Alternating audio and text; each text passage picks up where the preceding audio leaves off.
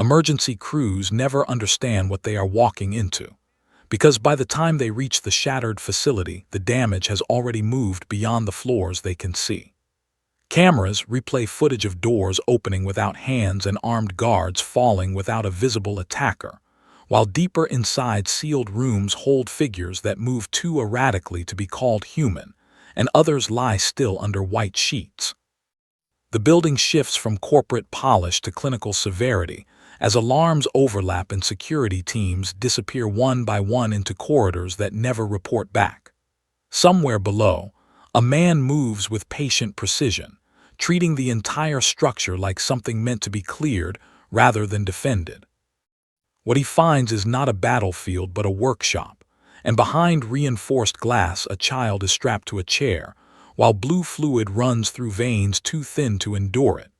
When containment fails and engineered subjects break loose into the halls, he studies them, ends them, and turns their remains into silent scouts that spread through the facility faster than cameras can follow. Above, the most powerful hero in the world pauses mid-interview because he senses something he cannot name moving through Vought property without permission. By the time he arrives, the building is already collapsing. The streets are filling with soldiers, and systems meant to control the situation are preparing to erase an entire district. This is not where the crisis peaks. It is where the response begins, and every decision made after this point only makes the consequences larger. If you think this stops at a ruined lab and a broken street, you are already behind. Subscribe once, because what follows spreads through the city, the military, and Vought itself, and missing the next parts means missing how everything becomes impossible to undo. First responders never understand what they are responding to, because by the time they reach the shattered loading bay, the fight that caused it has already moved 3 floors down without leaving a trail they can follow. Emergency lights flash in disciplined patterns, smoke crawls low along the floor, and the radio chatter is full of names and codes that assume the enemy is something familiar.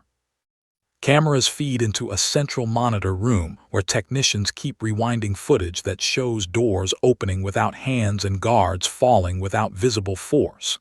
Every angle they review suggests a malfunction, and yet the bodies accumulating on the lower levels are very real.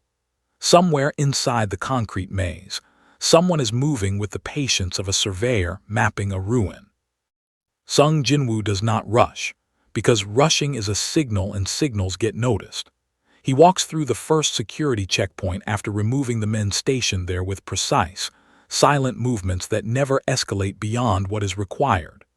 Their weapons clatter against tile in dull, lonely sounds that vanish into the alarms, and he studies their uniforms for the layout printed in small stitched letters near the collar. The facility is not a dungeon, but he treats it like one anyway. Observe the pattern, identify the source, then erase it. He leaves the bodies where they fell because he already knows they will be useful. The lower he goes, the more the building changes from corporate polish to clinical severity, and the air thickens with antiseptic and fear. Through reinforced glass he sees rows of sealed rooms, some occupied by figures whose movements are too erratic to be called human, others disturbingly still under white sheets. Monitors beep with detached rhythm as if reporting on livestock, and charts scroll data about heart rates and neural responses beside photographs of faces that look too young to be reduced to numbers. His expression does not change, but the stillness around him tightens. This is not a battlefield. This is a workshop.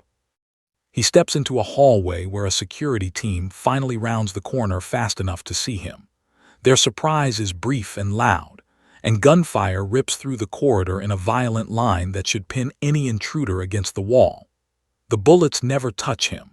With a subtle motion of his hand, Ruler's authority bends the trajectory just enough that metal chews into ceiling panels and sterile cabinets instead of flesh. Before the men can understand what has happened, he is already among them, moving faster than the eye tracks, disarming and disabling with movements that feel more like corrections than attacks. When the last one drops, The hallway returns to the same artificial calm it had before they arrived. He looks at the bodies for a moment, measuring what they offer. Then he kneels. Shadow extraction is not dramatic. It is quiet and inevitable. Darkness peels up from the floor like spilled ink revering itself, and the shapes that rise from the fallen soldiers stretch, reform, and kneel before him with the obedience of newly forged tools. They carry no confusion, only purpose, and he assigns it without words. Two disperse to scout the adjacent floors, slipping through cracks and doorways with an ease that makes the architecture irrelevant. The rest wait behind him, silent, patient, extensions of his awareness. In the central surveillance room, technicians begin to notice something wrong with the feeds. Cameras go dark one by one, not from destruction but from obstruction, as if a moving eclipse is passing directly in front of the lenses. They send a maintenance team to investigate and lose contact with them less than a minute later. No one can explain why motion sensors trip without capturing any motion at all. The supervisor calls it a systems failure and orders a manual sweep, unknowingly feeding more bodies into the dark. Far above, in a penthouse office overlooking the city, Homelander pauses mid-sentence during a live interview. His head tilts slightly, eyes unfocusing for a fraction of a second, as if listening to a sound no one else hears. The studio lights reflect in his pupils while the interviewer keeps talking, unaware that the most powerful man in the room has just felt something he cannot categorize. It is not fear, not exactly, but a disturbance in the usual certainty that nothing moves in his world without his awareness. He smiles for the camera anyway, but a small crease remains between his brows. Back in the lab, Jin-Woo stops in front of a reinforced door marked with hazard warnings and biometric locks. Through the glass panel, he sees a child strapped to a reclining chair, IV lines feeding fluorescent blue fluid into veins that are too thin for the pressure they endure. Scientists shout over each other while trying to stabilize readings that spike into chaos, and one of them notices the dark figure watching from the hallway. Their eyes meet through the glass, and panic replaces professional detachment in an instant. The door slides open a second later without the lock being touched. He steps inside, and the room erupts into frantic movement. A guard reaches for a sidearm and finds his arm pinned to the wall by invisible force before he can aim. A scientist lunges for an emergency shutdown and is gently but firmly pushed to the floor, unable to rise against the pressure holding him there.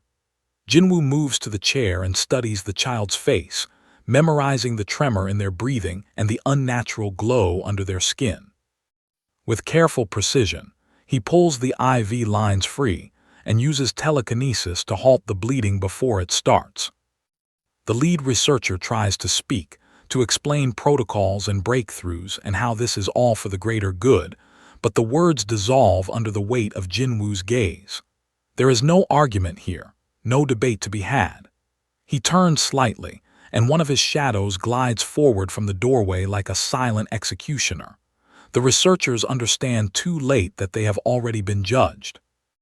When it is over, the room is quiet except for the child's ragged breathing and the distant wail of alarms that now sound very far away. More shadows rise. The network expands through the facility with terrifying efficiency, and the building begins to feel less like a secure lab and more like occupied territory. Guards report figures moving in peripheral vision that vanish when confronted. Teams sent to reclaim sections of the floor stop responding altogether. The command center finally acknowledges what no one wants to say out loud. There is an intruder, and he is dismantling them from the inside. Jin-Woo lifts the unconscious child into his arms and steps into the corridor. One of his scouts returns, kneeling briefly to relay what it has seen, a deeper level, more test chambers, something larger being contained below. He does not hesitate. With shadow exchange, he vanishes from the hallway and reappears instantly beside that scout, several floors down where the air is colder and the lighting harsher. The child remains secure in his grip as if he never moved at all. Behind reinforced glass at the end of this new corridor, something slams against its enclosure hard enough to spiderweb the surface. Whatever is inside roars with a voice that sounds half human and half engine, and the impact shakes dust from the ceiling. Warning lights flash in a violent strobe as containment protocols try and fail to compensate. Jin-Woo watches calmly, assessing the shape moving in the chamber and the damage it is already capable of inflicting without freedom. He sets the child gently on the floor beside the wall, positioning a shadow to guard them. Then he walks toward the cracking glass, as the thing inside realizes it is no longer alone. The glass gives way not with a shatter but with a deep, splitting groan that sounds like a ship tearing open below the waterline, and the creature inside forces its way through the fracture with a strength born from pain rather than design. It lands in the corridor on all fours before unfolding upward into something that still remembers being human, but no longer fits inside that memory. Veins glow faintly beneath its skin, with the same blue compound running through the lab, and its eyes move too fast, darting between shadows as if trying to understand why the world has multiplied.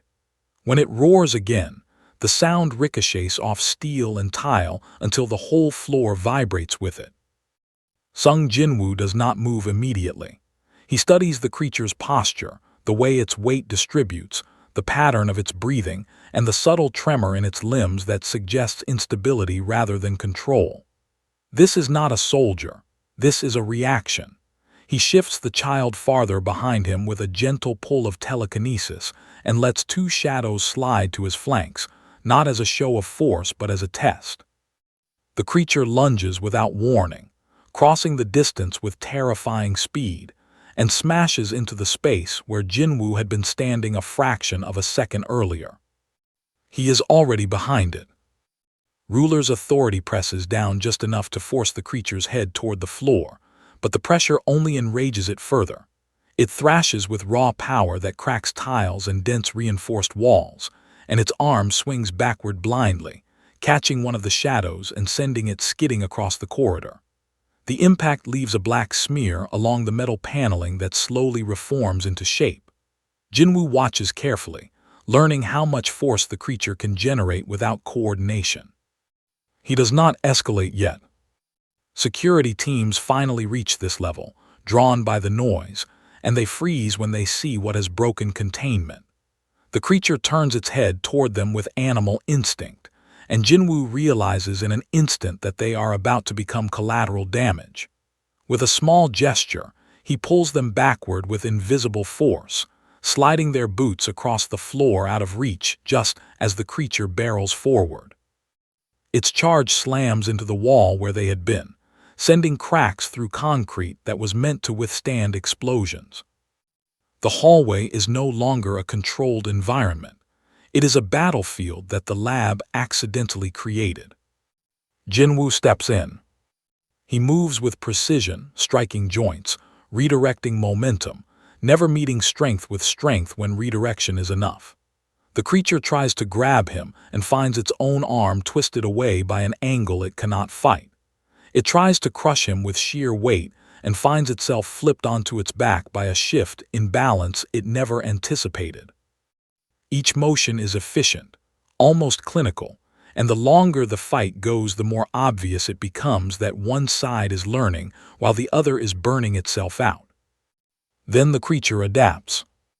Its muscles swell unnaturally as the compound V in its bloodstream spikes, and it releases a shockwave of force that sends debris flying down the corridor like shrapnel. One of the shadows takes the brunt of it, dissolving into smoke for a brief moment before reforming. The lights overhead burst in a chain reaction, plunging the floor into flickering darkness lit only by emergency strips along the baseboards. In that stuttering light, the creature looks less like a victim and more like a weapon that has finally decided to fire. Jin-Woo's expression hardens slightly. He stops holding back.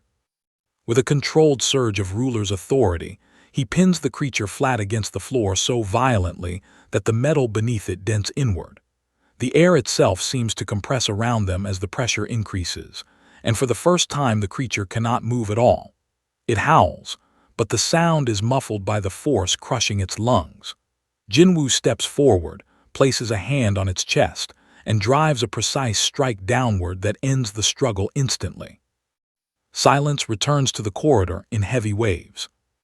He stands over the body for a moment, confirming it will not rise again, then kneels without hesitation.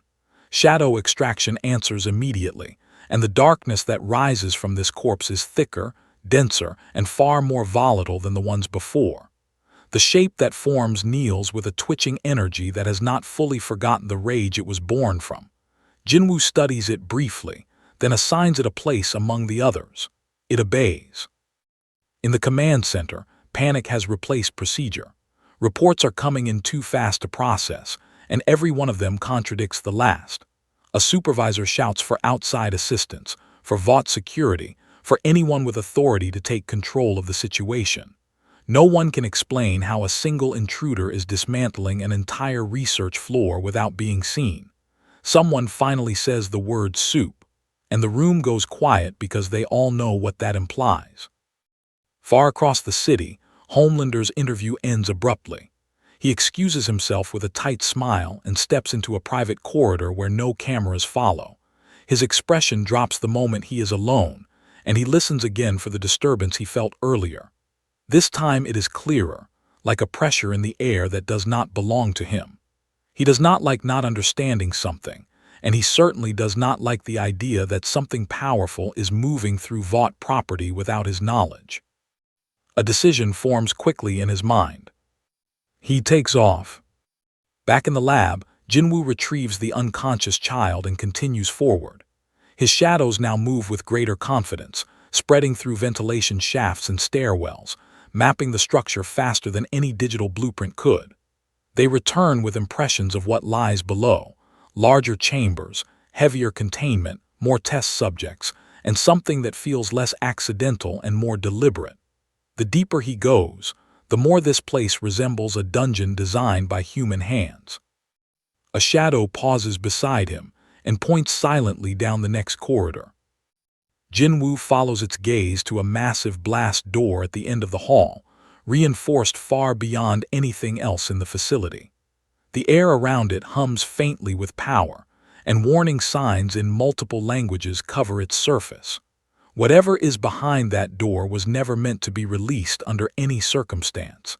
He shifts the child to a safer position behind a cluster of shadows and approaches alone. Before he can reach it, the entire building trembles. Dust falls from the ceiling in soft clouds, and somewhere above, something impacts the roof hard enough to bend steel. The sound is distant but unmistakable, and for the first time since entering the lab, Jin-Woo pauses to reassess. His shadows ripple with alertness, sensing a new presence descending through the structure with terrifying speed. The blast door in front of him remains closed. The threat is now coming from above. The impact on the roof is followed by a second, more controlled descent that travels through the building like a pressure wave, bending steel supports and cracking ceiling joints as it comes down level by level. Dust filters through the fluorescent light in slow, drifting sheets, while alarms change pitch, recognizing structural damage instead of internal breach. Security teams that were advancing cautiously now pull back in confusion, because the threat profile has changed from unseen intruder to something very loud and very visible. Radios fill with overlapping reports that no one has time to organize into a coherent picture. For the first time since the incident began, the facility feels small. Vought International is already responding from the outside.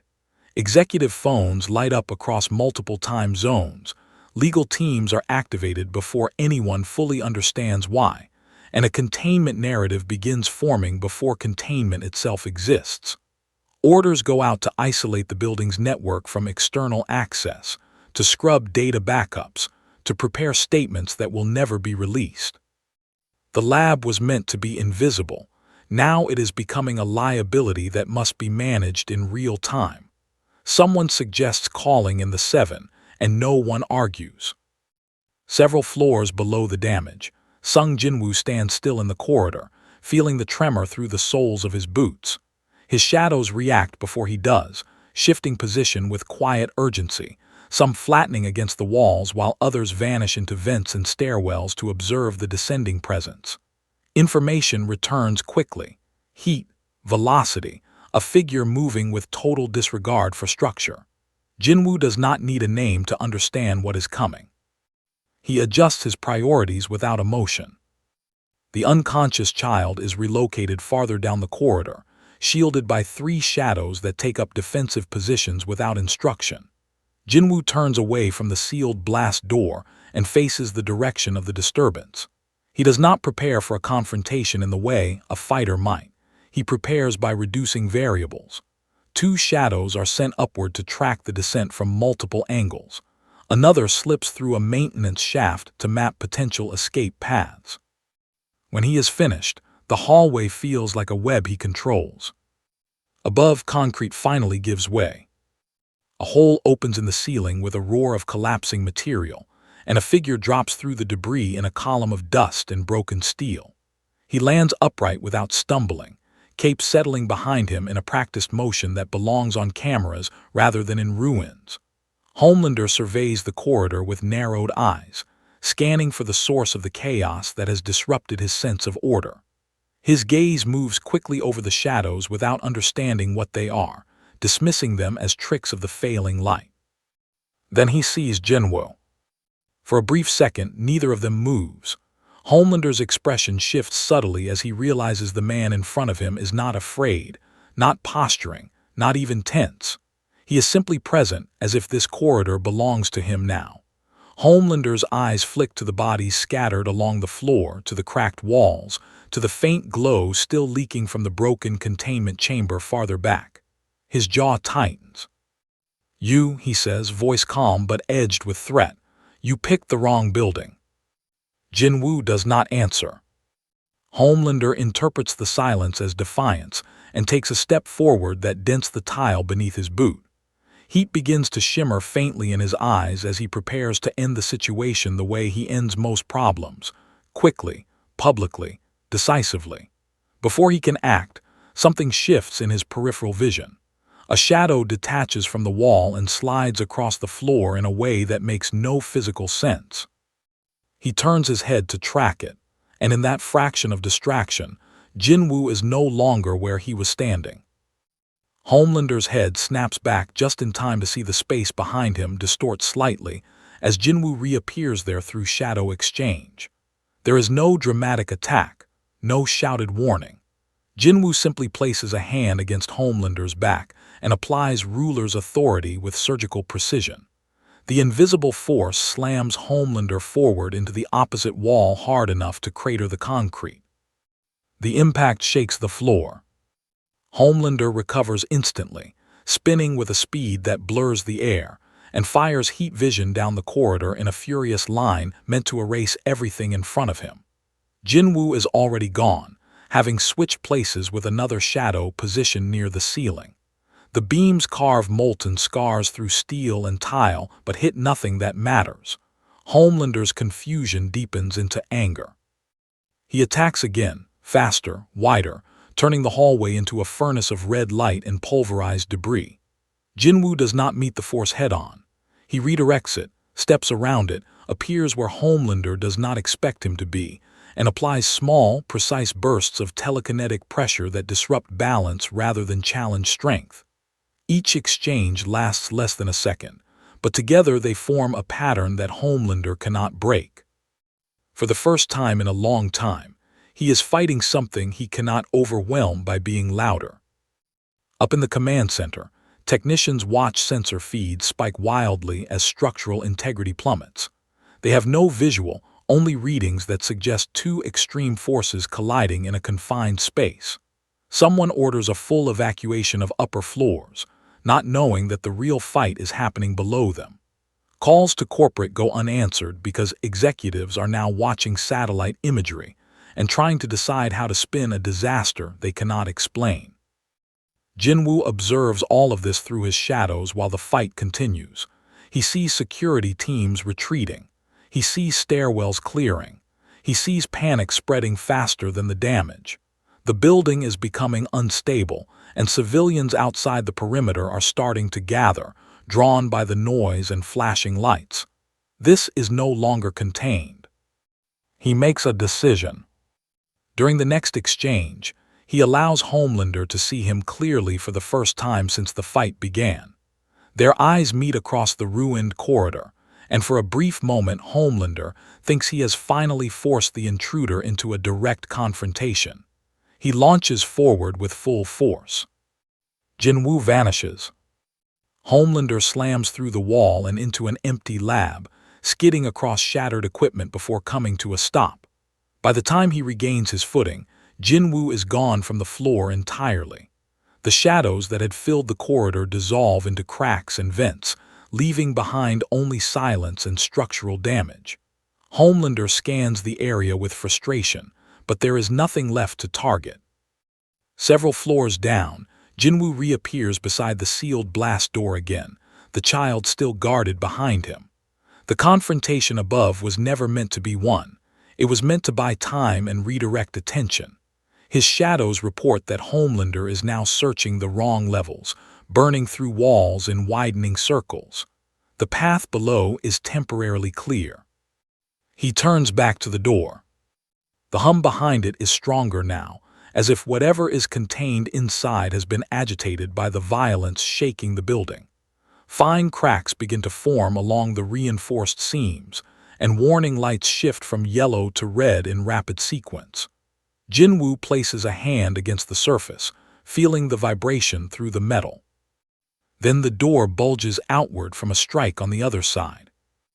The blast door does not open so much as it fails in layers, bolts shearing one after another with the deep, metallic snaps of a bridge coming apart under stress. The first gap appears along the seam and leaks a gust of air that smells burned and chemical, followed by a low vibration that travels into the soles of Jin-Woo's boots. Red warning lights spin without rhythm now, reflecting off the warped steel in frantic circles that make the corridor feel smaller than it is. His shadows gather without being called, forming a quiet perimeter around the child and the broken threshold. Whatever is inside has been listening to the fight above and has decided it will not remain contained any longer. When the door finally tears free, it flies outward and skids across the floor like a thrown shield, carving sparks in its wake. The shape that steps through is upright and deliberate, its proportions human but exaggerated in ways that suggest design rather than accident. Lines of faint blue glow run beneath its skin in symmetrical paths, pulsing in time with a heartbeat that sounds too heavy for a chest that size. It does not roar like the previous creature. It looks around with unsettling awareness, taking in the corridor, the shadows, and the man standing at the center of it all. For a moment, the lab feels like a meeting place rather than a battlefield. Sung Jin-Woo watches without moving, nodding the posture, the eye focus, the control in its breathing. This one understands where it is. It tilts its head slightly, as if recognizing that the alarms and damage are not the work of random chaos, but of a single, precise intruder. Then it steps forward with a measured pace that cracks the floor tiles beneath each footfall. The air pressure shifts subtly, like a storm front moving into a room. The first exchange is almost polite. The creature tests distance with a sudden forward strike that Jin-Woo avoids by a margin so small it feels intentional. He responds with a light telekinetic push meant to gauge resistance, and the creature slides back only half a step before planting itself again. Its eyes narrow with interest rather than rage. This is not a mindless product of Compound V. This is something Vought has been trying to refine into a controllable asset. Behind them, the building groans. Higher floors begin to fail under the cumulative damage from Homelander's search and the earlier fight, and dust filters down in steady curtains. Sprinkler systems activate and hiss into the air, mixing water with drifting ash until the corridor becomes a haze of steam and debris. Through it all, Jin-Woo keeps his movements economical, drawing the creature farther from the child and the unstable doorway. He does not escalate yet because he wants to understand how it adapts. The creature adapts quickly.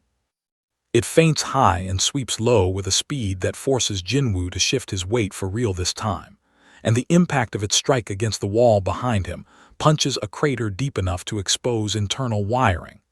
Electricity snaps in angry arcs as the lights finally die for good, leaving only emergency strips glowing along the floor. In that dim red light, the creature's glowing veins look like a map of something unnatural and carefully engineered. It smiles faintly, as if pleased that it has finally found something worth testing itself against. Outside the facility, sirens multiply. News helicopters circle at a cautious distance, broadcasting live shots of smoke pouring from the roof and sections of the upper floors collapsing inward. Crowds gather behind police barricades, phones raised, narrating events they do not understand to audiences across the city. The incident stops being a secret lab accident and starts becoming a public spectacle. Vought's containment narrative dissolves in real time. In a mobile command vehicle parked 3 blocks away, analysts from Vought International watch thermal scans that make no sense. They see one heat signature moving in impossible patterns, vanishing and reappearing across floors in ways that defy physics, and another signature radiating enough energy to register through reinforced concrete. Someone quietly asks if Homelander is still inside. No one answers with confidence. Back in the corridor, the creature lunges again, faster now, and Jin-Woo meets it with a precise application of ruler's authority that slams it sideways into a support column. The concrete buckles under the force, and a crack races up the wall toward the ceiling. The creature pulls itself free with visible effort, shakes off dust, and looks at him with growing intensity. It is learning his rhythm, anticipating the subtle shifts before he makes them. So he changes the rhythm. A shadow detaches from the ceiling behind the creature and strikes at its legs, forcing it to adjust balance for a fraction of a second. In that gap, Jin-Woo closes distance and delivers a controlled strike to its torso that sends it sliding backward across the flooded floor. Water parts around its body in a wave before slapping back into place. The creature rises more slowly this time, breathing harder, the glow beneath its skin flickering unevenly. Several floors above, Homelander bursts out through an exterior wall and hovers in the air, scanning the city with mounting frustration. He cannot find the intruder, and the building beneath him is coming apart too quickly to search methodically. His eyes glow brighter as he looks down through layers of concrete, trying to force a solution with raw perception. All he sees is chaos and heat. Inside, Jin-Woo senses the shift in the creature's stability. Compound V is pushing it beyond its limits in an attempt to compensate for the damage it has taken. Its movements become more aggressive but less precise, strength increasing as coordination erodes. He recognizes the pattern from countless battles. Power without control is a countdown. He steps in before the countdown ends in an explosion that takes the floor with it. With a focused surge of telekinesis, he pins the creature against the wall hard enough to crack the reinforced plating beneath. It struggles, veins blazing bright blue as it tries to break free, but the pressure increases steadily, methodically. Jin-Woo closes the distance and ends the fight with a single, decisive strike. The corridor falls quiet except for the hiss of sprinklers and the distant rumble of collapsing floors. He kneels again. The shadow that rises from this body is different from the others, taller, denser, radiating a restrained intensity that mirrors the intelligence it had in life. It kneels without twitching, perfectly still, waiting for instruction. Jin-Woo studies it briefly, then turns his attention back to the child and the trembling structure around them. Through his shadows, he sees the perimeter outside breaking down as civilians push closer for a better view. He sees police struggling to hold lines. He sees Vought vehicles arriving too late to hide anything. The incident is no longer contained to a building. It is spilling into the city's awareness. The floor beneath him shudders violently as a major support finally fails above. Concrete begins to rain down the stairwell at the end of the corridor, and the entire level tilts by a subtle but unmistakable degree. Jin-Woo lifts the child and signals his shadows to withdraw from the upper floors. This place is about to collapse in on itself, and staying inside serves no purpose anymore. As he turns toward the emergency exit route his scouts mapped earlier, a thunderous impact shakes the building from the outside. Homelander has decided to come back in. The second re-entry is not controlled. It is a furious descent that punches through the side of the building and tears a vertical wound from the upper floors down toward the lab levels, exposing corridors and rooms to open air like the cross-section of a broken hive. Wind howls through the structure, feeding scattered fires and pulling smoke outward in violent streams that make the entire facility visible from blocks away. Debris rains into the street, and the crowd that had gathered to film the spectacle finally scatters in panic as concrete and glass begin to fall in sheets. Sirens multiply into a continuous wall of sound that blankets the district. Hovering in the dust and wreckage, Homelander scans downward with eyes burning bright enough to cut through the smoke. His frustration has turned into something colder, more dangerous, because the intruder is still somewhere inside and has managed to evade him twice. He no longer cares about preserving the building or protecting Vought property. He wants to force the problem into the open. Heat vision lances downward in controlled sweeps, carving glowing channels through floors as he searches by destruction. Several levels below, Sung Jin-Woo feels the structure giving way in new patterns. The emergency route his shadows mapped is collapsing in segments as Homelander's search cuts through load-bearing supports without understanding what they hold up. Jin-Woo adjusts instantly, redirecting his path through a maintenance shaft that only exists because the facility was never meant to be seen from the inside like this. The unconscious child remains secure in his arms, shielded by shadows that form a moving wall between them and the falling debris. Outside the perimeter, black SUVs and armored response trucks screech into position as Vaught's private security establishes a wider cordon. Men in tactical gear unload equipment meant for riot control and urban containment, not for whatever is happening inside the building.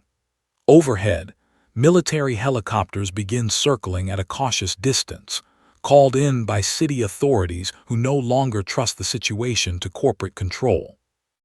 The event has crossed an invisible line from secret crisis to public emergency. In a temporary command post set up inside one of the vehicles, Vought analysts argue in tight, urgent voices while watching live drone feeds. Thermal imaging shows two primary heat sources still moving inside the collapsing structure, one burning hot and erratic, the other flickering in impossible patterns that appear and disappear across floors. Someone finally says what they have been avoiding. This is not a rogue soup. This is something else entirely. Inside, Jin-Woo reaches a vertical shaft and signals his shadows to move first. They flow upward and downward simultaneously, scouting for clear passages while he waits in perfect stillness amid the falling dust. Information returns in overlapping impressions. Open air above, partial collapse below, a narrow path through a fractured stairwell to the east side of the building. He chooses the path without hesitation and moves. Homelander senses the motion. He stops cutting through floors and listens, hovering in place amid drifting ash, trying to feel for the disturbance he noticed earlier. There, a subtle shift in air pressure several levels down and to the side. He rockets toward it, smashing through what remains of the outer wall and entering the building horizontally this time, plowing through offices and labs alike. Furniture and equipment explode into splinters behind him as he follows instinct instead of sight. Jin-Woo hears the approach and changes direction again, slipping through a cracked doorway just before Homelander blasts through the corridor he had occupied seconds earlier. The difference in their methods becomes stark. One moves with overwhelming force, the other with exact positioning. Jin-Woo is not trying to outrun Homelander. He is leading him away from the route that leads outside. Because outside, civilians are still too close. A section of the building finally gives way under its own damage and collapses outward into the street with a thunderous crash. Dust billows across parked cars and storefronts, and people scream as debris skids across pavement. Police shout for evacuation while news crews retreat behind vehicles, cameras still rolling. The city is now watching this disaster unfold live, and no one understands why the most powerful hero in the world appears to be tearing a building apart. Through his shadows, Jin-Woo sees all of it. He stops in a half-destroyed hallway and makes a decision that shifts the nature of the conflict. Two shadows break away from his side and move through the rubble toward the exterior, taking positions near the street where civilians are struggling to escape the expanding collapse zone. They begin guiding people away with subtle nudges, pulling at clothing, redirecting movement without being seen.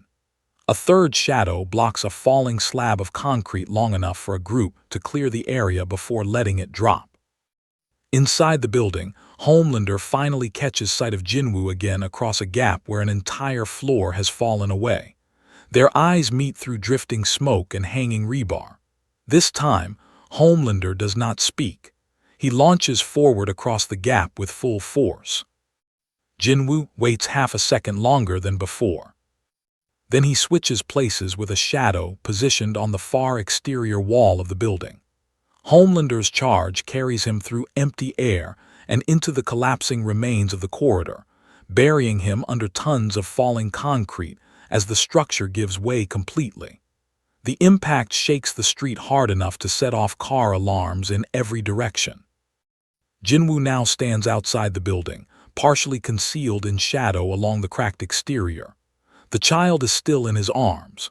Around him, civilians run past in blind panic, unaware of how close they came to being crushed.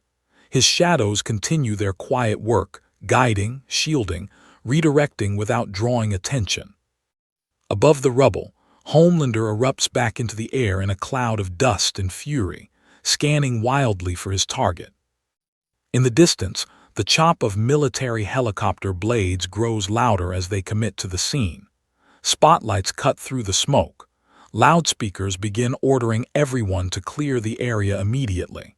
The situation is no longer Vought's to control. It is becoming a national incident. Jin-Woo watches all of it with calm assessment. This is no longer just a lab to be cleared. This is a system reacting to exposure, and systems fight back with scale. He turns away from the collapsing facility and steps into a narrow alley as shadows swallow his outline from sight. Homelander hovers above the street, furious and confused, unable to find the man who was standing in plain view seconds earlier. Several blocks away, sirens converge from every direction, and the first military convoy turns the corner toward the disaster zone. By the time the first armored convoy locks down the perimeter, the incident has already outgrown the language being used to describe it. What began as a lab emergency is now treated as a hostile event with unknown actors, unknown capabilities, and unpredictable collateral damage. Soldiers spread through surrounding blocks in disciplined formations, establishing evacuation corridors while drones rise into the smoky air to map the destruction from above. The building itself is no longer the focus. The priority is whatever caused it to come apart. Orders move quickly through encrypted channels that bypass local authority entirely. Inside a mobile command unit, a senior Vought liaison argues in controlled tones with a military coordinator who no longer cares about corporate jurisdiction. Satellite feeds show heat signatures dispersing through nearby streets in patterns that do not match fleeing civilians. Analysts replay the footage again and again, trying to understand why entire sections of the crowd appear to shift direction at once without obvious cause. Someone suggests the presence of multiple SUPs assisting evacuation, but no one can identify them on any camera angle. The uncertainty spreads faster than the information. Several blocks from the collapse site, Sung Jin-Woo moves through a service alley with the child still in his arms. His pace is unhurried despite the sirens and shouted commands echoing through the streets. Shadows stretch along walls and under vehicles, forming a loose perimeter that keeps curious eyes away from him without drawing attention. To anyone who glances his way, the alley simply looks darker than it should. He pauses only once to adjust the child's position, ensuring their breathing remains steady. Above the district, Homelander hovers at rooftop level, scanning the city with growing agitation. He can feel that the intruder is still nearby, but every time he thinks he has located the source, it dissolves into nothing. Military spotlights sweep past him as if he were just another part of the disaster, and the loss of control irritates him more than the fight itself. He drops back toward the street, determined to force a resolution through proximity. Jin-Woo senses the descent through the shadows placed along the rooftops. He alters his route again, stepping through a side door into a darkened laundromat that has been hastily abandoned. The machines still hum faintly, left mid-cycle when the evacuation began. He sets the child down gently on a row of plastic chairs and assigns 2 shadows to guard the entrance and rear exit. Another shadow slips into the street to monitor approaching forces. Through that network, he sees the military tightening the cordon and Vought agents trying to assert influence. He sees media vans setting up beyond the barricades, broadcasting live speculation about terrorist attacks and rogue sups. He sees confusion hardening into a narrative that will be impossible to control once it spreads. This is no longer a hidden crime. It is a public event. A shadow returns with urgent impressions. A new convoy arriving, heavier vehicles, containment equipment not meant for rescue. Jin-Woo understands immediately. They are preparing to neutralize whatever they believe is still inside the zone, regardless of collateral damage. If they deploy those measures while Homelander is still searching blindly, the result will be catastrophic for the surrounding blocks. He picks the child up again and moves toward the back of the laundromat, just as the front door explodes inward. Homelander steps through the debris without slowing, eyes glowing as he scans the room. The shadows at the entrance melt into the floor before he can register them. He sees Jin-Woo clearly now, standing in the dim light with the child in his arms, and for a brief moment confusion flickers across his face. This does not look like a terrorist. It does not look like a soup he recognizes. It looks like a situation he does not understand. "Put them down," Homelander says, voice low and controlled. "You're done running." Jin-Woo does not answer. He shifts his weight slightly, positioning himself between Homelander and the rear exit. Homelander takes that as defiance and steps forward. Before he can close the distance, the floor beneath him fractures as Ruler's authority presses down with sudden force, pinning him mid-step. The tiles shatter outward in a spiderweb pattern, and the washing machines rattle violently against the walls. Homelander strains against the invisible pressure, muscles flexing as he tries to overpower it. The building groans under the stress. Jin-Woo uses the moment not to attack but to move. He exchanges places with a shadow already outside the back door, reappearing in the alley with the child still secure.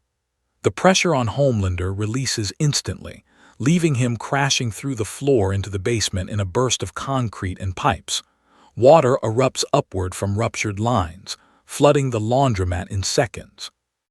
Outside, soldiers turn toward the noise as Homelander blasts back out through the roof in a column of debris and spray. Their formation breaks instinctively at the sight of him emerging from another destroyed building. Commands over loudspeakers shift from evacuation to engagement protocols, unsure whether he is part of the threat or the response.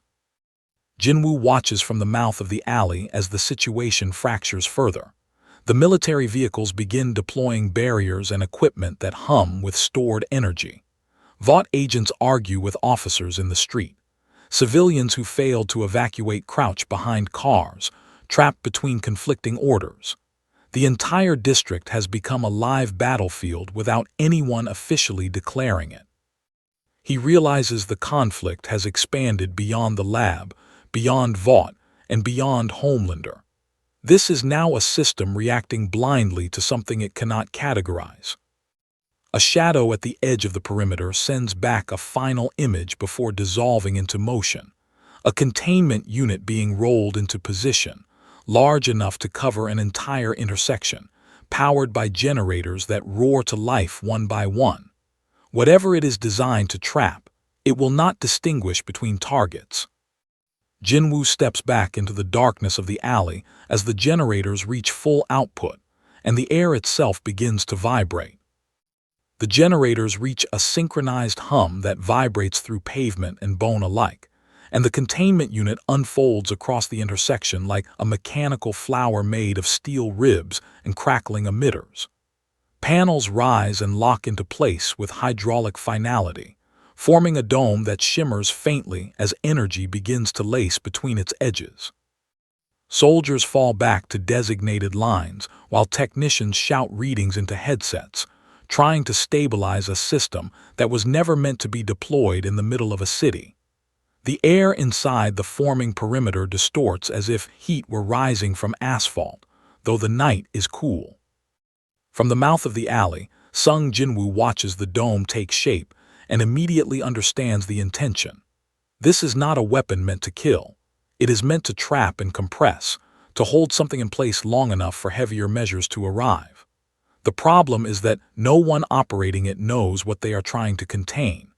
His shadows along the street feed him angles and distances, mapping the dome's expansion faster than the technicians can call out their own telemetry. He adjusts his position one step deeper into darkness, staying just outside the growing perimeter. Across the street, military units tighten formation, weapons raised toward the epicenter of the crisis. Their orders are confused but urgent. Hold the line, prevent escape, assume hostile capability beyond known suit parameters. Vought representatives shout into phones, demanding the system be calibrated for Homelander's biometrics, insisting that he is not the target. No one listens closely enough to comply. The situation has outrun protocol. Then Homelander drops into the intersection. Homelander lands hard enough to crack asphalt, cape settling behind him as he takes in the glowing framework rising around him. For a brief second, he looks almost offended, as if the city itself has insulted him by erecting a cage in his presence. He lifts into the air to clear it, and the moment he crosses the dome's threshold, arcs of energy snap inward and slam him back down with explosive force. The impact sends a shockwave through nearby vehicles and rattles every window on the block. The soldiers flinch, the technicians cheer prematurely, the dome stabilizes. From their perspective, the system is working. Jin-Woo sees the flaw immediately. The dome is tuned to detect and restrain immense kinetic force and thermal output.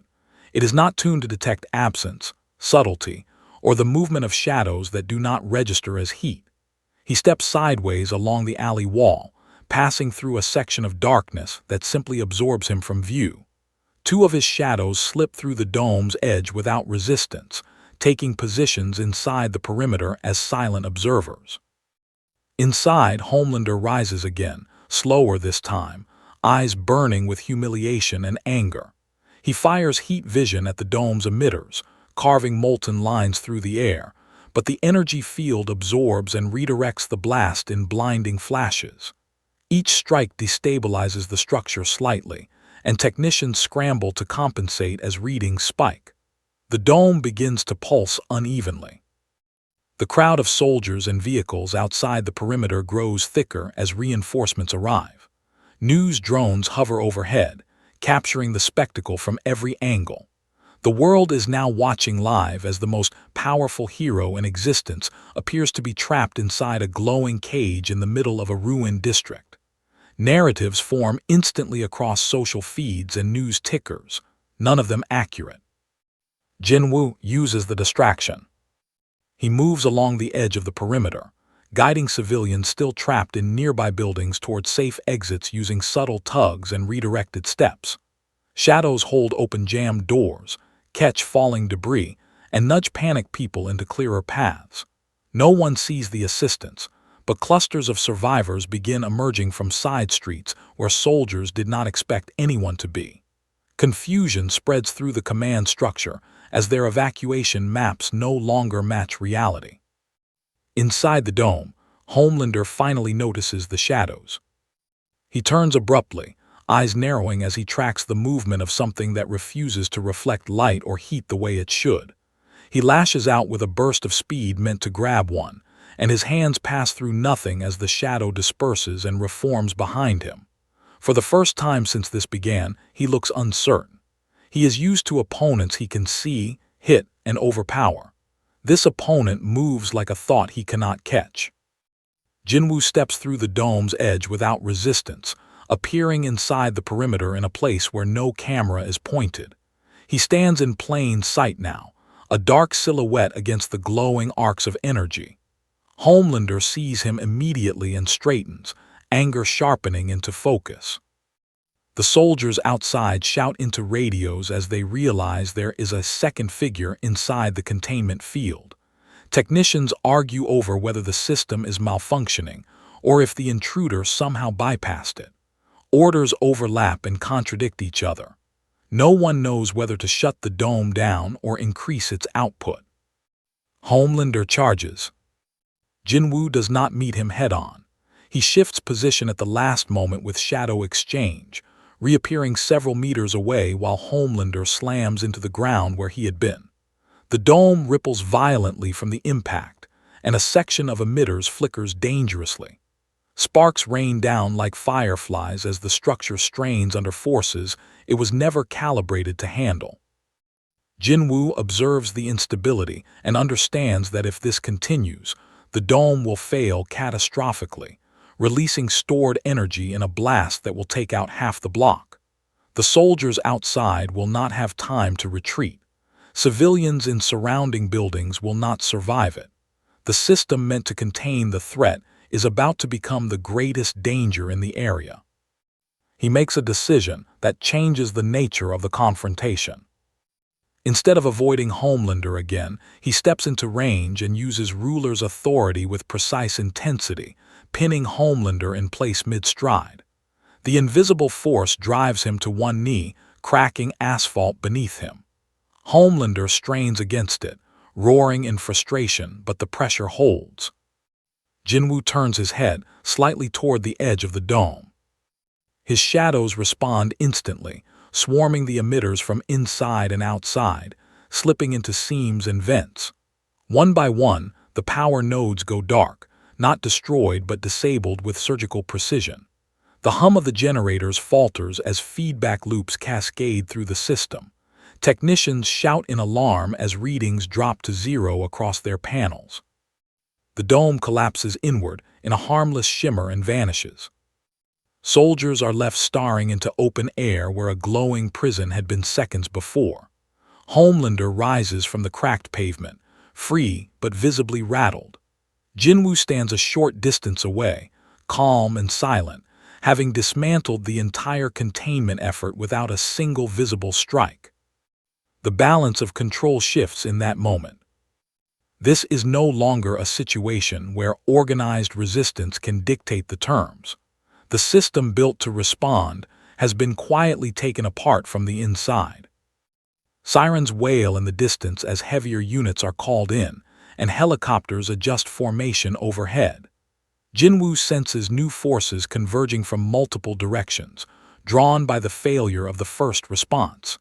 He steps backward into shadow as soldiers raise weapons uncertainly, unsure who the real target is anymore. Homelander looks around at the confusion, then back at the place where Jin-Woo was standing. But he is already gone. The collapse of the containment dome does not calm the scene. It fractures command into competing impulses that move faster than coordination. Officers shout contradictory orders, while technicians scramble to restart equipment that no longer responds. Soldiers who had been braced for a captured threat now find themselves staring at an empty intersection filled with cracked pavement and drifting smoke. Above them, helicopters shift position again, unsure whether to pull back or press in. The city block feels like a stage where the script has been torn up mid-performance. Inside one of the command vehicles, Vought representatives argue in harsh whispers with military leadership, each side trying to regain authority over a situation neither understands. Satellite feeds show no clear target, only heat patterns dispersing unpredictably through surrounding streets. Someone suggests deploying heavier assets, and the suggestion hangs in the air because everyone knows what that implies. This is no longer about rescue or containment. It is about eliminating an unknown variable before it spreads. Several streets away, Sung Jin-Woo moves through the shadows between buildings with the same unhurried pace he had inside the lab. The child in his arms begins to stir faintly, reacting to the noise and vibration saturating the air. He pauses beneath an overhang where darkness pools thickest and lowers them gently to check their breathing. Shadows line the rooftop edges above him, watching every approaching vehicle, every shifting formation, feeding him a living map of the district. Through that network, he sees armored trucks repositioning to create a wider perimeter. He sees soldiers setting up heavy launchers on tripods at key intersections. He sees Vought agents moving with cases that hum faintly with contained energy. The response has changed from defensive to preemptive. They are preparing to fire into their own city. Across the rooftops, Homelander drifts lower, scanning windows and alleys with intense focus. He is no longer raging. He is hunting, trying to compensate for confusion with brute vigilance. Every few seconds his eyes flare as he tests a new angle with heat vision, carving warning lines across abandoned streets. Each blast pushes civilians who thought they were safe deeper into hiding. Jin-Woo senses the pattern forming. The more Homelander searches blindly, the more the military interprets his movement as the primary threat. Weapons slowly pivot in his direction, operators whispering into headsets for confirmation they never quite receive. One mistake in command will turn this into open engagement, and the casualties will multiply instantly. He shifts his priorities again. Two shadows break away and slip toward the nearest heavy weapon teams. They do not attack, they simply interfere. Tripod legs loosen subtly, targeting scopes fog from the inside, ammunition feeds jam without explanation. Operators curse equipment failures while trying to troubleshoot under pressure. No one realizes they are being quietly disarmed. At the same time, Jin-Woo steps out of the alley and crosses the street in full view of a rooftop drone. The camera catches his outline clearly for the first time, broadcasting it back to every screen in the command network. Analysts freeze the frame and zoom in, trying to identify him against every database they have. He does not hurry. He wants to be seen now. Homelander notices the shift immediately and drops toward the street, landing hard enough to scatter debris. Their eyes meet across the open distance again, but this time there is no collapsing building between them, no containment field, no maze of corridors. Just an empty street and hundreds of watching lenses. Homelander takes a step forward. Jin-Woo does not retreat. He places the child gently behind him, assigning 3 shadows to guard them in a loose arc. His posture remains relaxed, almost indifferent, and that stillness unsettles Homelander more than any display of power has so far. It suggests control. Before Homelander can close the gap, the first missile fires. It streaks down from a helicopter in a bright arc meant to end the confrontation in a single decisive strike. Homelander turns toward it instinctively, and Jin-Woo reacts faster than the soldiers who launched it. Ruler's authority catches the missile mid-flight and redirects it sharply upward into empty sky, where it detonates harmlessly in a burst of light. The street falls silent for half a second. Then 3 more missiles launch from different angles, fired in panic rather than coordination. Jin-Woo intercepts each one with minimal movement, guiding them away from buildings and crowds before they explode in distant air. The soldiers stare at their own screens in disbelief as their weapons refuse to hit the target. Homelander looks from the fatting explosions back to Jin-Woo, realization dawning that the man in front of him is not the one escalating this fight. The military, however, has already committed. Heavy rounds begin hammering the street from armored vehicles at the perimeter, tearing asphalt apart in a line that creeps closer to where the 2 figures stand. Jin-Woo shifts position once, placing himself where every shot aimed at Homelander will have to pass near him first. Each projectile slows, bends, or shatters before reaching its mark, falling harmlessly to the ground in twisted fragments. From the command vehicles, officers shout to cease fire, but the noise and confusion swallow their voices. What was meant to be controlled escalation has turned into blind desperation. Jin-Woo makes his final adjustment. He raises his hand slightly, and the shadows across the district respond as one. They surge outward along walls, under vehicles, across rooftops, cutting power lines, disabling engines, and pulling weapons from hands without being seen. Streetlights flicker out in cascading darkness. Helicopters lose instrumentation and pull back abruptly. Armored trucks stall where they sit, engines dying simultaneously. In less than 10 seconds, the entire response grid goes dark. The only sounds left are distant sirens and the settling of debris. Homelander stands in the middle of the silent street, breathing heavily, looking around at a city block that has gone still in a way he has never experienced before. He looks at Jin-Woo again, and this time there is no anger in his expression, only a dawning understanding that he is not the dominant force here.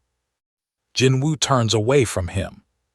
He lifts the child back into his arms and steps toward a side street swallowed in darkness, shadows folding around him like a closing curtain. Homelander watches him go but does not follow. For the first time since this began, he hesitates. Far beyond the perimeter, new orders begin forming in rooms far removed from the chaos, involving assets and measures that have never been used on domestic soil. The blackout across the district lasts less than a minute before backup systems struggle online, but the psychological damage is already done. Soldiers stare at dead equipment that should not have failed. Pilots report instrument collapse with voices that no longer sound confident. Command channels fill with clipped, urgent language that has lost all trace of routine procedure. Whatever this situation was supposed to be, it has now crossed into something no one has trained for. Several miles away, inside a secure operations center that answers to neither city nor corporate authority, a decision is made without debate. This is no longer considered a localized emergency. It is categorized as an anomalous hostile event with potential to destabilize national infrastructure. Protocols designed for foreign battlefields are quietly unlocked for domestic deployment. Maps update, coordinates lock in, and assets that were never meant to be acknowledged begin moving. On a dim side street, Sung Jin-Woo pauses beneath the skeletal frame of a fire escape.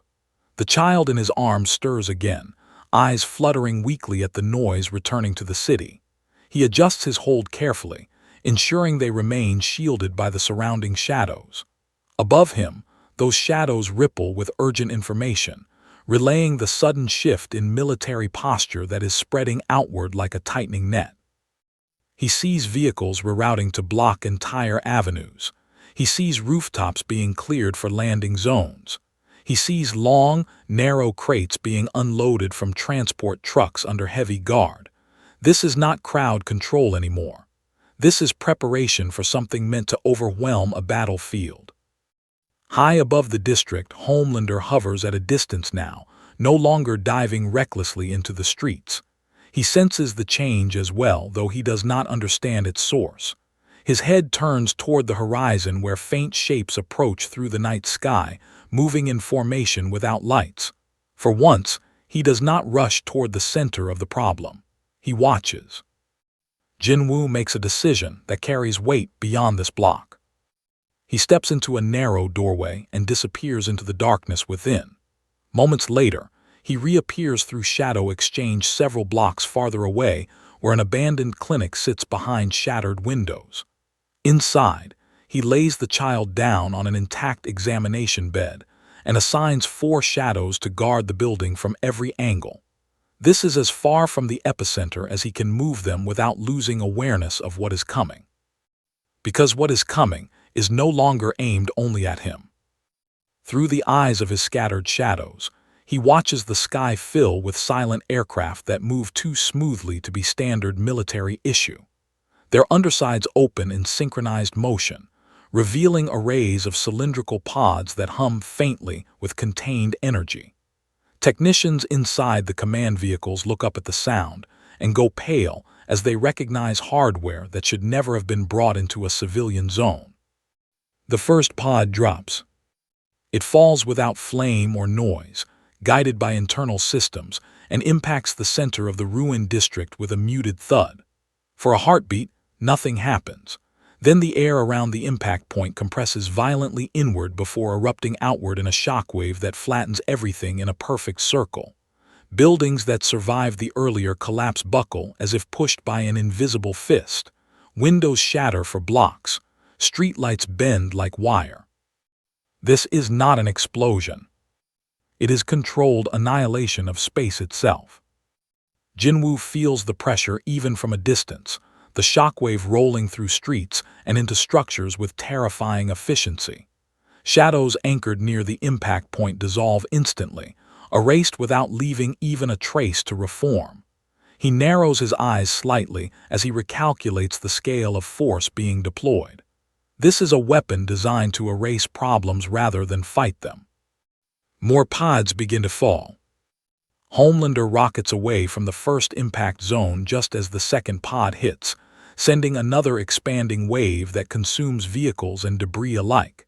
He looks genuinely startled now, forced into evasive movement by something that does not care how strong he is. For the first time, he is not the most destructive force in the sky. Jin-Woo understands the pattern. They are not trying to hit him directly. They are saturating the entire district with overlapping fields that will leave nothing standing, assuming the target will be caught somewhere inside. The military has decided that erasing the battlefield is simpler than winning on it. He cannot allow that. With a single, focused command, he recalls every shadow still spread across the district. They streak back toward him in dark lines along walls and streets, abandoning their positions instantly. The map in his mind collapses into a tight radius as he prepares for what comes next. Another pod drops, closer this time. Jin-Woo steps outside the clinic and raises his hand toward the descending cylinder. Ruler's authority catches it mid-fall and halts it in the air, the metal casing groaning as internal systems struggle against the invisible force holding it. The pod trembles violently, trying to complete its programmed descent. Jin-Woo rotates his wrist slightly and redirects it upward, sending it hurtling back toward the sky where it detonates far above the rooftops in a silent flash. Operators in the aircraft shout in confusion as telemetry goes haywire. From their perspective, the weapon has simply reversed direction on its own. They release the remaining pods all at once. The sky fills with falling cylinders. Jin-Woo's expression remains calm, but the air around him tightens as he extends Ruler's authority across a wide arc. The nearest pods slow, shudder, and veer off course, colliding with each other midair in a chain of distant detonations. Shockwaves ripple across the clouds like thunder without sound, but he cannot reach all of them at once. One pod slips through. It impacts 2 blocks away and unleashes its field before he can redirect it. The expanding wave slams into surrounding buildings, and an entire row of apartments collapses inward in a roar of concrete and dust. Through his shadows, Jin-Woo feels dozens of lives vanish in an instant. No screams reach him, only absence. For the first time since entering this world, he is too late. The loss is immediate and irreversible. He turns his head toward the rising dust cloud, eyes darkening slightly, and the temperature of the night seems to drop around him. This is no longer a controlled dismantling of a system. The system has chosen to kill indiscriminately to solve its problem. Above, Homelander hovers in stunned silence, watching the destruction spread through the city. He looks down at the crushed buildings and then toward the clinic where Jin-Woo stands alone in the street, surrounded by returning shadows. Their eyes meet again across the distance. This time, there is no confusion between them. Both understand that what comes next will not be contained to one district, one company, or one city. The dust from the collapsed apartments has not settled when the sky changes again, this time with a low, sustained vibration that rolls across the city like distant thunder that never fades. Aircraft that release the pods peel away in tight formation, replaced by larger silhouettes moving into position at higher altitude. Searchlights sweep in slow arcs through the smoke, not looking for survivors, but for confirmation that the target zone has been sufficiently erased. The language on command channels shifts from engagement to assessment, as if the worst has already happened and they are measuring the result. On the street below, Sung Jin-Woo stands perfectly still amid returning shadows that gather around him like a tide pulling back to shore. The loss from the previous strike registers not as visible emotion, but as a tightening of intent that settles into the space around him. He looks toward the ruined block where dozens of lives ended without warning, and then up at the aircraft rearranging themselves in the sky. The pattern is clear now. They will continue until nothing remains that could hide him. Several rooftops away, Homelander hovers without speaking, eyes tracking the same movements. The confidence that usually anchors his posture is gone, replaced by something closer to uncertainty. He is used to being the decisive force in any crisis, the one who dictates outcomes through sheer power. Now he is watching forces move that do not answer to him, and he cannot tell whether he is being protected or sidelined. Jin-Woo makes his next decision with quiet finality. He steps into the open street and raises his hand again, but this time the motion is broader, more deliberate. Shadows that had gathered around him spread outward in a widening circle, flowing into buildings, across rooftops, and through streets with purpose. They are no longer scouting or shielding. They are preparing the ground. Above, new objects begin descending from the aircraft, not pods, but long, segmented devices that unfold as they fall, trailing faint arcs of energy between their sections. They are meant to create overlapping fields across entire city blocks, sealing the area into a compressed zone that nothing can exit. This is containment at a scale that treats the city itself as expendable terrain. The first device locks into place on a rooftop and activates with a piercing hum. Jin-Woo feels the pressure immediately, like the atmosphere itself thickening. He extends ruler's authority outward in response, pushing against the invisible field as it tries to settle over the district. The two forces meet in midair, grinding against each other without sound.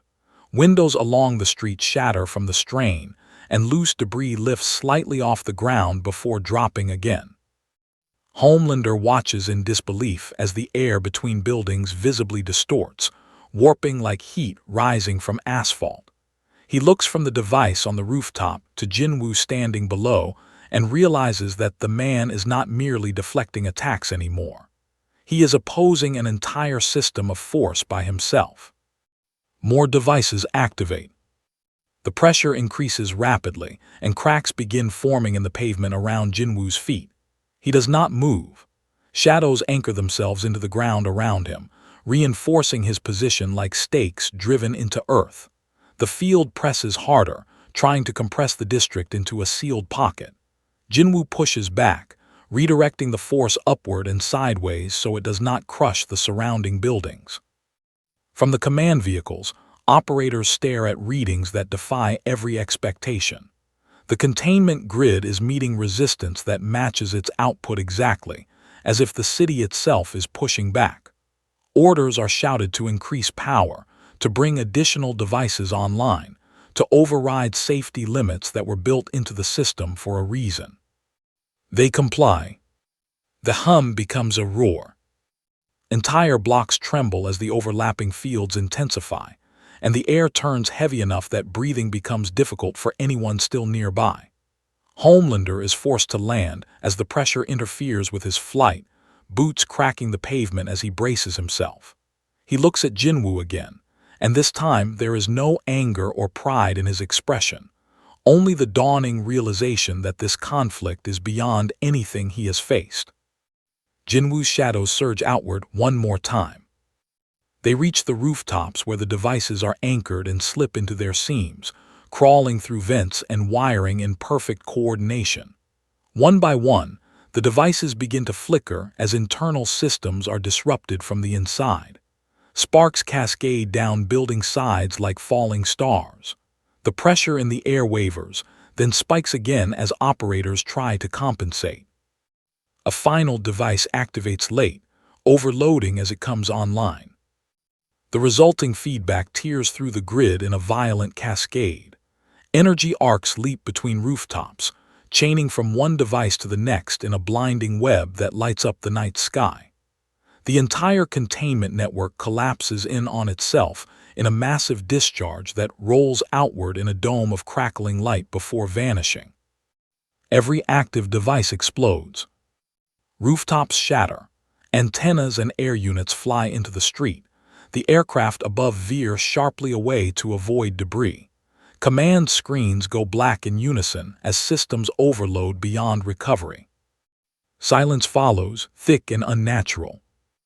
Jin-Woo lowers his hand slowly as fragments of metal rain down around him. The street is now littered with the remains of equipment that was meant to control him. His shadows settle back into place, unharmed, as if nothing significant has happened. The air feels lighter again, free of artificial pressure. Across the street, Homelander stands amid falling debris, staring at the destruction with a look he cannot hide.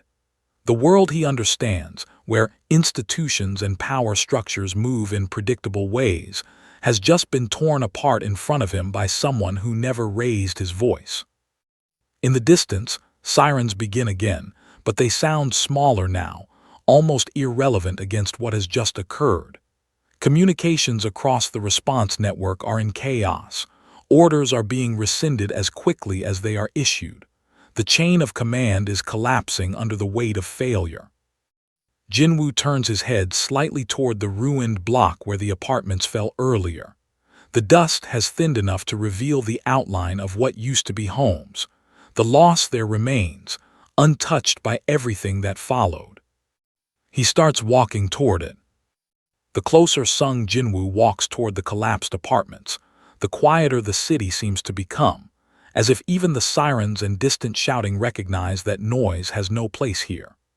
Dust still hangs in the air in a thin veil that softens the streetlights into dull halos, and the rubble forms uneven ridges where living rooms and bedrooms used to be stacked in neat vertical lines. Pieces of ordinary life are scattered everywhere.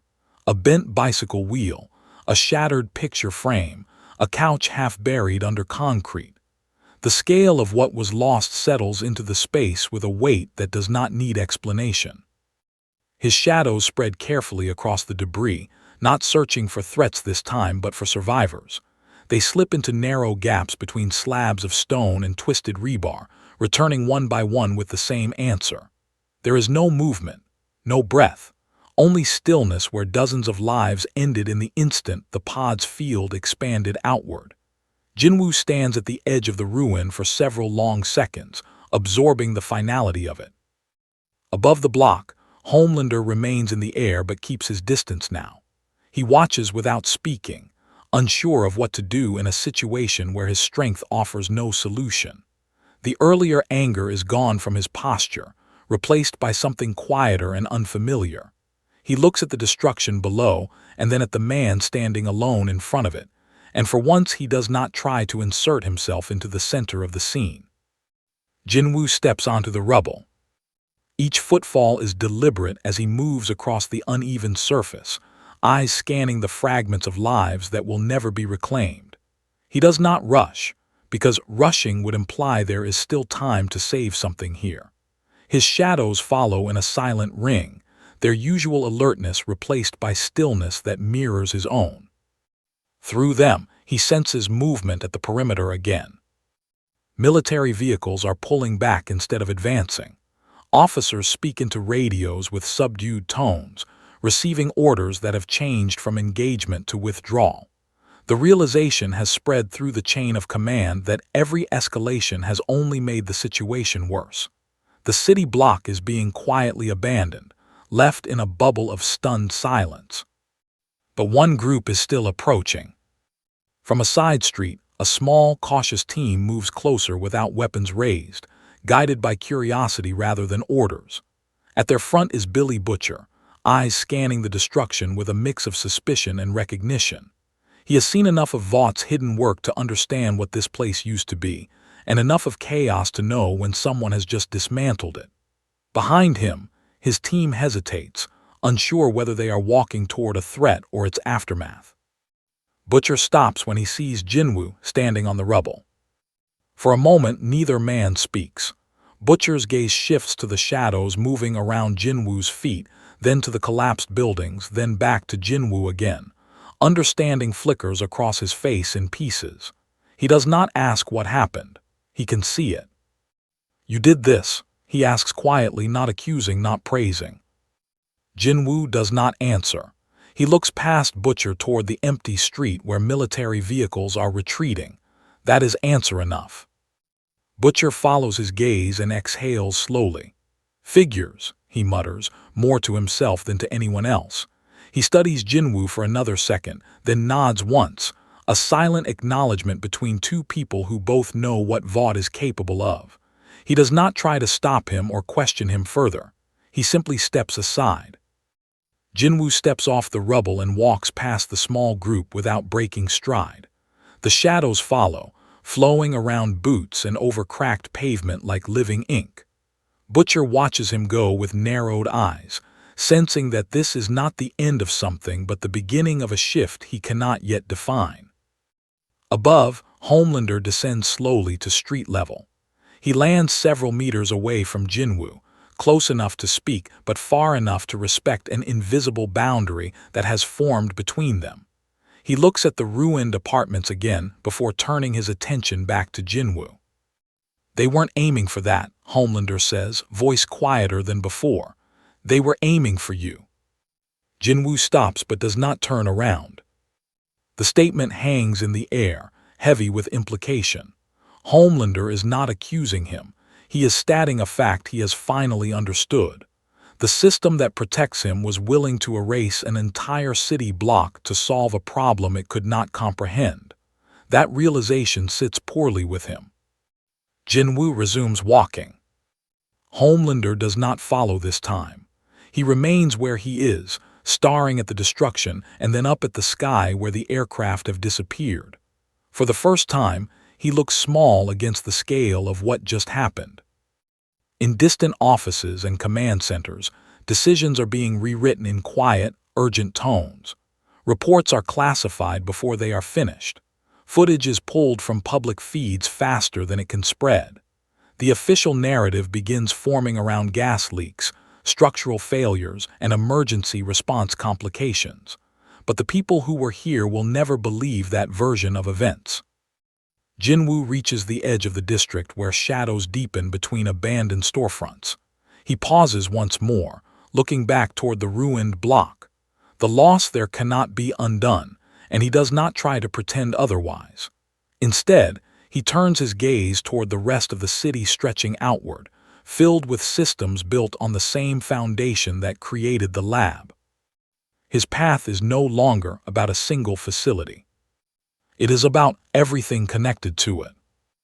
Dawn arrives without ceremony, washing the ruined district in a gray light that reveals details the night had hidden. Smoke thins into pale threads drifting between skeletal building frames, and emergency crews move cautiously through streets that still feel unstable underfoot. Cameras are kept at a distance now, pushed back by cordons that pretend this is still a recoverable incident.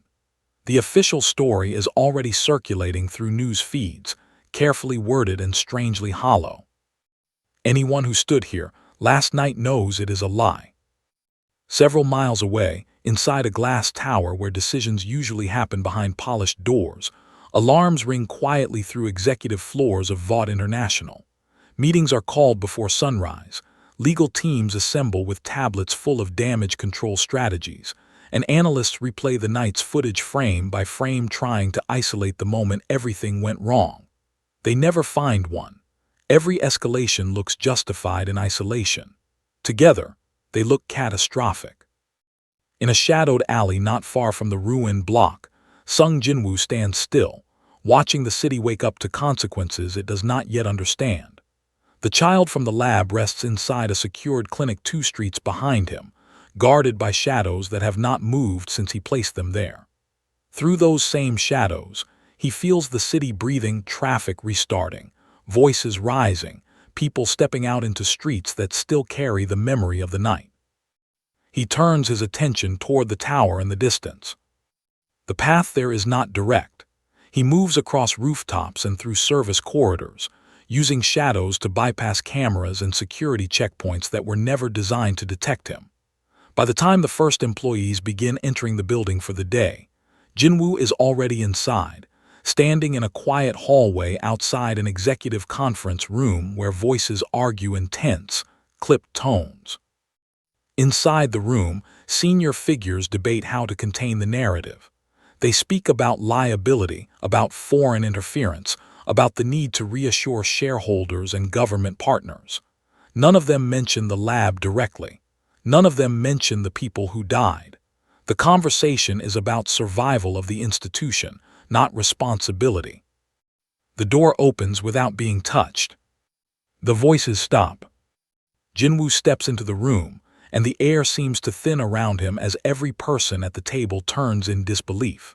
Security personnel reach for sidearms and find their arms pinned gently but firmly to their sides by invisible force.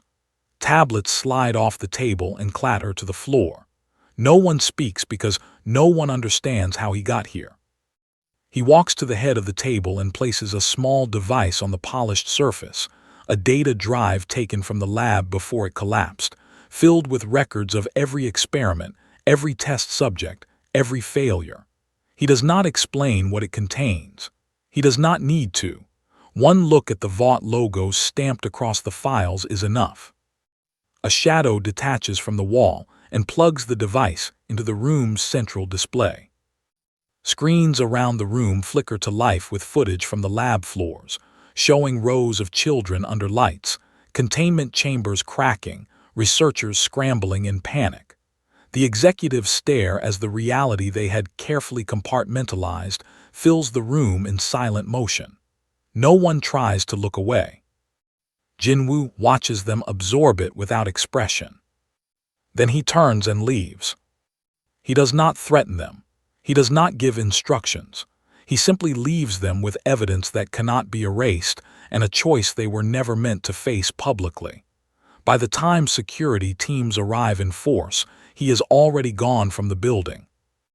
High above the city, Homelander watches the tower from a distance, arms crossed, expression unreadable. He saw Jin-Woo enter. He saw him leave. He does not intervene. Something in him has shifted overnight, a realization that the system he believed he controlled is far more fragile and far more dangerous than he allowed himself to admit. By midday, the footage from the conference room leaks. No one knows how. One moment the internet is filled with speculation and rumors, and the next it is flooded with undeniable proof of what Vought has been doing in hidden facilities for years. The lab, the experiments, the children, the failures, everything spreads faster than any corporate team can contain. Protests begin forming outside Vought buildings across the country before the company can issue its first statement. The world changes in hours. Government hearings are announced before sunset. Investigations begin immediately. Executives vanish from public view under legal pressure. Contracts are suspended. The word Compound V stops being whispered and starts being shouted in the streets. Jin-Woo watches all of it from the rooftop of a quiet building as the city reacts to truths it was never meant to know. His shadows rest at his feet, calm and silent now that their work is done. The child in the clinic begins to recover under careful observation, free from the machines that once surrounded them. He looks toward the horizon where the city meets the sky and sees not a battlefield, but a system beginning to collapse under its own weight. This was never about defeating a single opponent. It was about ending the structure that created them. And that structure will never return to what it was.